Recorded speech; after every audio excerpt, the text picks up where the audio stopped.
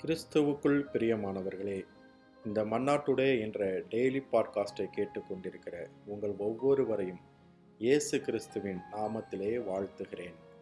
2 பேதுரு 1வது அதிகாரம் 19வது வசனம் இப்படியாக கூறுகிறது: அதிக உறுதியான தீர்க்க தரிசன வசனமும் நமக்கு உண்டு.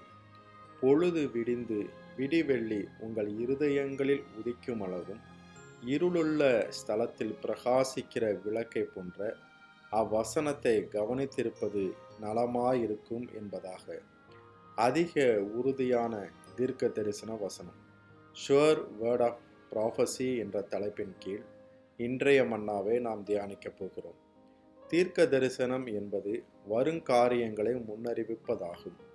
வேதத்தில் உள்ள தீர்க்க தரிசனங்கள் எல்லாம் பரிசுத்தவான்கள் பரிசுத்த ஆவியினால் ஏவப்பட்டு கூறப்பட்டவை. ஆகையால் ஒவ்வொரு தீர்க்க தரிசனங்களும் அப்படியே நிறைவேறி கொண்டு வருகிறது.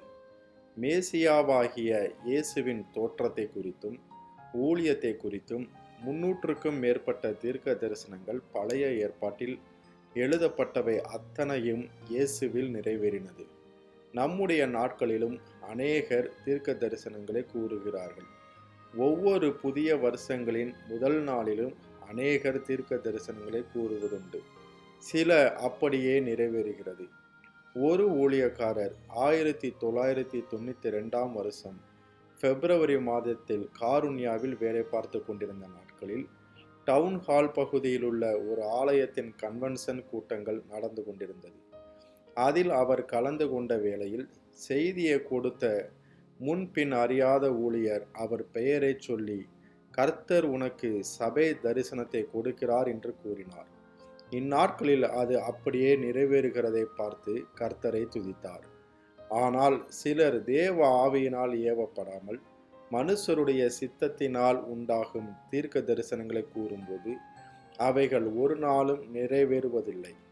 அதுவே சில வேளைகளில் கண்ணியாய் முடிவதுண்டு.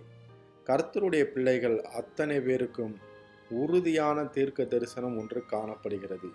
அது வேத வசனங்களாய் காணப்படுகிறது. வானமும் பூமியும் ஒளிந்து போனாலும் கர்த்தருடைய வார்த்தைகள் ஒன்றும் ஒளிந்து போவதில்லை. அவைகள் ஒவ்வொன்றும் எழுத்தின்படி நிறைவேறும். கர்த்தருடைய வசனத்தை நாம் கவனித்திருப்பது நல்லது என்று மேற்குறிப்பிட்ட வசனம் கூறுகிறது. நாம் இந்நாட்களில் எல்லாவற்றையும் கவனிக்கிறோம். எல்லாருடைய சத்தத்திற்கும் செவி கொடுக்கிறோம். ஆனால் என்னுடைய ஆடுகள் என் சத்தத்தை அறியும் என்று கூறின கர்த்தருடைய சத்தத்திற்கும் அவர் வார்த்தைக்கும் போதுமான அளவு கவனத்தையும் கனத்தையும் நாம் கொடுப்பதில்லை. என் வேதத்தின் மகத்துவங்களை அவர்களுக்கு எழுதி கொடுத்தேன்.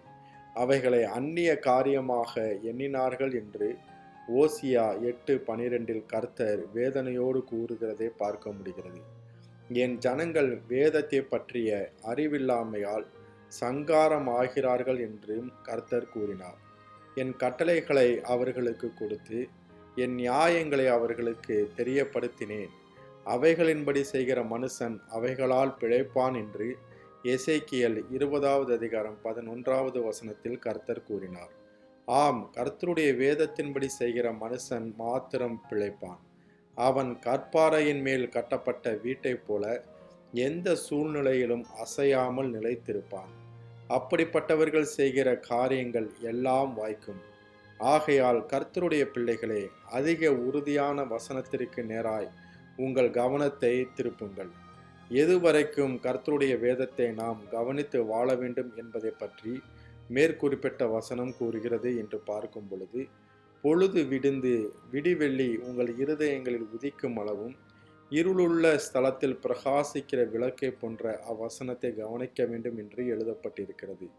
விடிவெள்ளியாகிய இயேசு மணவாட்டியாகிய நம்மை சேர்த்து கொள்ள மத்திய வானில் வெளிப்படும் வரைக்கும் உறுதியான கர்த்தருடைய தீர்க்க தரிசன வார்த்தையை நாம் கவனித்து அனுதினமும் வாழ வேண்டும் என்று கர்த்தர் கூறுகிறார். இருளின் நாட்களிலும் மரண இருளின் பள்ளத்தாக்கின் நாட்களிலும் கொள்ளை நோய்களும் பாடுகளும் காணப்படுகிற இந்த இருண்ட நாட்களிலும் பிரகாசிக்கிற விளக்கை போன்ற கர்த்தருடைய வார்த்தையின் வெளிச்சத்தில் நடக்க உங்களை அர்ப்பணியுங்கள். அப்பொழுது நீங்கள் பாக்கியவான்களாயிருப்பீர்கள்.